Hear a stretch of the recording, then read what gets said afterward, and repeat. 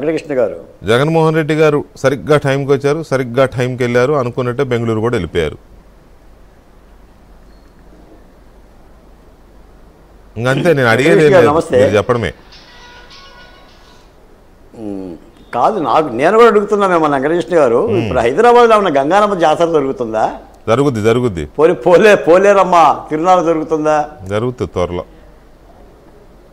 ఇప్పుడు వ్యవస్థలను గౌరవించే వాళ్ళ గురించి, వ్యవస్థల పట్ల గౌరవంగా ప్రవర్తించే నాయకుల గురించి మాట్లాడగలుగుతాం తప్ప, వ్యవస్థలను హేళన చేస్తూ, వ్యవస్థలని సవాల్ చేస్తూ, వ్యవస్థల మీద తొడగొట్టే నాయకుల గురించి ఎంతసేపు మాట్లాడితే ఏం ప్రయోజనం ఉంటుంది?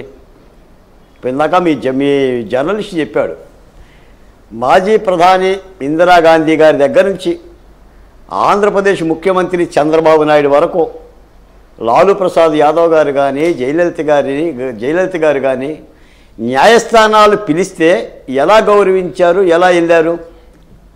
ఆ రోజున చంద్రబాబు నాయుడు గారిని అరెస్ట్ చేసినప్పుడు ఇదే మాజీ ముఖ్యమంత్రి జగన్మోహన్ రెడ్డి గారు, చంద్రబాబు నాయుడు గారు రాష్ట్ర వ్యాప్తంగా తెలుగుదేశం పార్టీ కార్యకర్తలకు పిలిపివ్వకూడదా?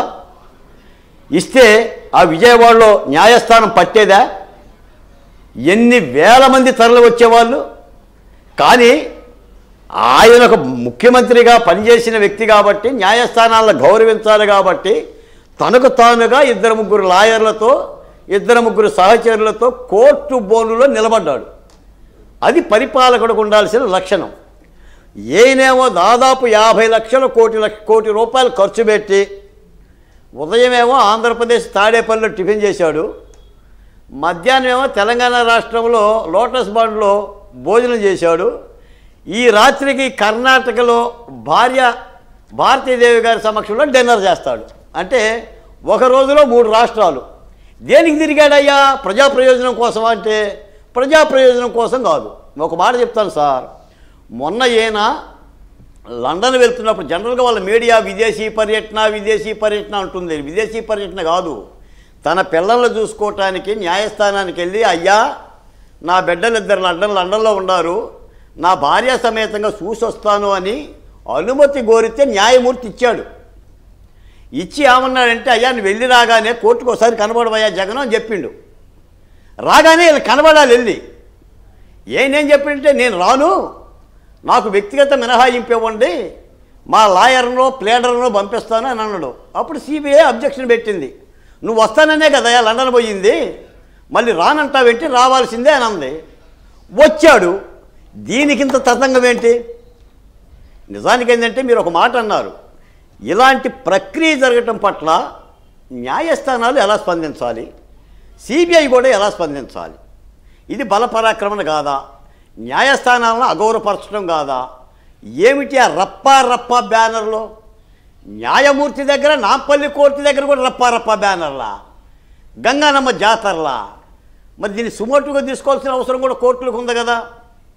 సిబిఐకి కూడా నోటీసులు ఇవ్వాల్సిన అవసరం ఉంది కదా. జగన్ గారికి కానీ, ఆ పేర్ని నాని గారికి కానీ, ఆ విడతల రజనీ గారికి కానీ, ఆ తలశల రఘురామ్ గారికి కానీ ఏం బగలు తీశారు చెప్పండి?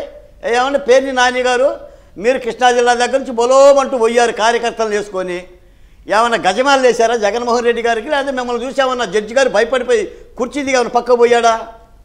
ఆ కోర్టుకే పోయారు. అంటే ఈ పైత్యం ఇప్పుడు పిచ్చి రకరకాల పిచ్చి అని అన్నట్టుగా ఇదొక ఫోబియానండి. జగన్మోహన్ రెడ్డి గారికి ఏంటంటే సీఎం అని వినబడాలి, రప్పా డైలాగులు వినబడాలి.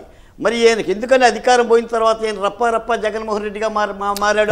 కానీ ఇలాంటి కల్చర్, ఇలాంటి సంస్కృతి కోర్టుకు వెళ్తూ కూడా ఈ షో ఆఫ్ చేయడం, భారీ బల ప్రదర్శన చేయడం అనేది న్యాయ వ్యవస్థలు మామూలుగా ఎలా తీసుకుంటాయి అనేది అది సెపరేట్. ఎందుకంటే కోర్టు ప్రెమిసెస్లో లేదు కాబట్టి న్యాయస్థానాలు దాన్ని సీరియస్గా తీసుకోకపోవచ్చు.